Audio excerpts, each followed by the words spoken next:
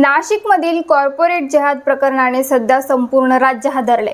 मोठ्या बहुराष्ट्रीय MNC कंपनीत काम करणाऱ्या महिलांवर कथित लैंगिक शोषण आणि धर्मांतराचा दबाव टाकण्यात आला। ही घटना काही एका दिवसाची नाही तर अनेक वर्षांपासून सुरू असल्याचा दावा आहे।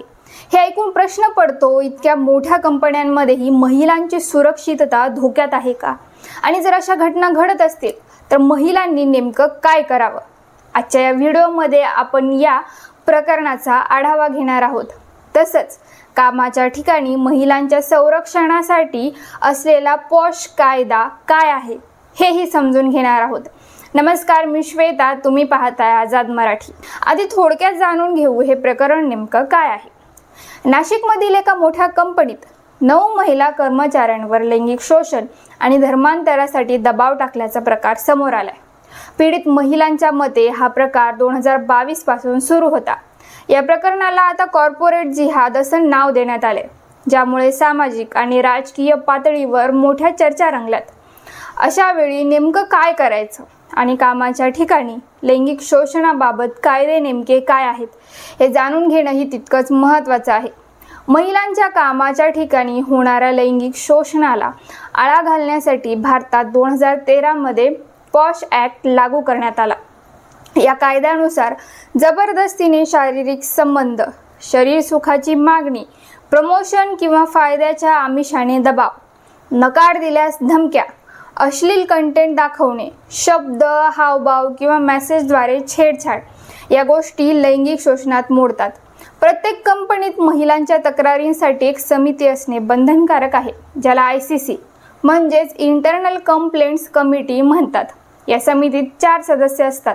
वरिष्ठ महिला कर्मचारी ज्या अध्यक्ष असतात, 2 महिला सदस्य ज्यांना कायदा आणि सोशल वर्कची माहिती असते, बाहेरील तज्ज्ञ किंवा NGO सदस्य यांचा समावेश असतो। मात्र अशा वेळी तक्रार कशी करावी तर पीडित महिलेला 3 महिन्यांच्या आत लेखी तक्रार करावी लागते। विशेष परिस्थितीत उशिराने ही तक्रार स्वीकारली जाऊ शकते। समिती दोन्ही बाजू ऐकते, पुरावे तपासते आणि दोष सिद्ध झाल्यास पोलिसात केस जाते। काही प्रसंगांमध्ये सेटलमेंट सुद्धा होते, मात्र आर्थिक स्वरूपाचे सेटलमेंट करायला परवानगी नसते। माफी मागून एखादं प्रकरण मिटत असेल, अर्थात त्या महिलेला ती माफी मान्य असेल, तर काही केसेस तिथेच मिटतात। पण त्या महिलेला कारवाई होणं अपेक्षित असेल तर तपास सुरू राहतो।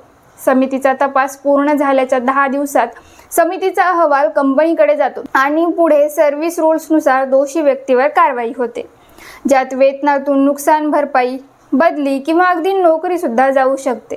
लैंगिक शोषणाच्या काही घटना या खरोखर फार ट्रॉमॅटिक असू शकतात, ज्यात महिलेला ऑफिसला येणं, कामावर लक्ष देणं शक्य होत नसेल तर अशा परिस्थितीत ती महिला सुट्टीही घेऊ शकते किंवा ट्रान्सफरही मागू शकते। अपेक्षा करते तुम्हाला ही सर्व माहिती समजली असेल, पण मुलींनो, शेवटी एक सल्ला देते, जर तुमच्यासोबतही कामाच्या ठिकाणी अशा गोष्टी घडत असतील तर शांत बसू नका। आवाज उठवा, पुरावे जतन करा, जसे की चॅट, मेल्स किंवा कॉल्स। ICC किंवा HR कडे तक्रार करा, गरज पडल्यास कायदेशीर मदत घ्या।